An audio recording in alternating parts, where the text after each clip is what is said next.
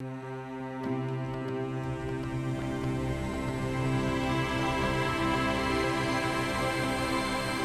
my pick this evening is Caledonia Mining. I'll say straight off, this is a gold mining company based in Zimbabwe and operating a single mine only. I mean, any one of these points is a bit of a flashing warning sign for most people, and put them together and you've got investment kryptonite. So let's be clear, this is not a share for widows and orphans. For a decade, until 2019, the share price, as you can see, went nowhere as the mine struggled before quadrupling in the space of a year as the gold price skyrocketed. In other words, it's a volatile share. Then from its peak last summer, Caledonia's share price has been dragged down a good 40% by the deflating gold price. However, that's the bad news. The good news is that Caledonia is more than just a proxy for holding gold directly. The fall in the share price rather assumes that Caledonia is set to keep producing the same amount of gold year in, year out.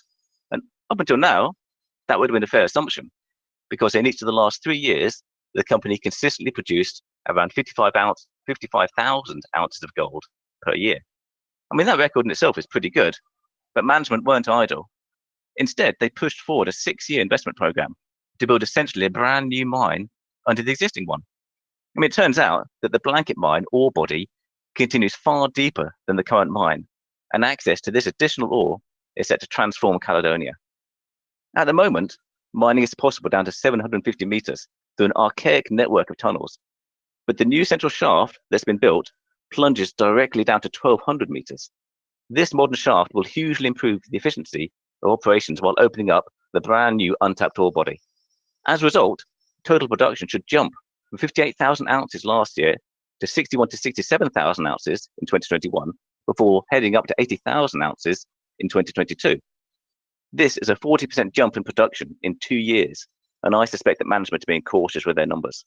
In the past, they've continually raised production targets as a result of operational improvements, and it is clear that the mine is about to become a lot more efficient, which will directly reduce the cost of production, improve profit margins, and make the mine even more competitive.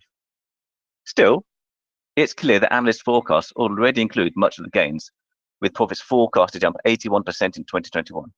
But, as you'll see, this puts the PE ratio at less than 5, which is simply too cheap for a profitable, high-quality, cash-generating gold miner with no exploration risk. I mean, this is right at the bottom end of the sector, and potentially the ratio could recover to maybe 7.5 if sentiment improves.